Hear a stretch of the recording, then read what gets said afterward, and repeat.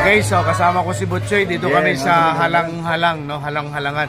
Ito yung na-feature ni Jessica Soho noon, di ba? So, tikman natin. Actually, dito ako lumaki. Dito sa market na ito. Ay, nako. Batang merkado. Okay?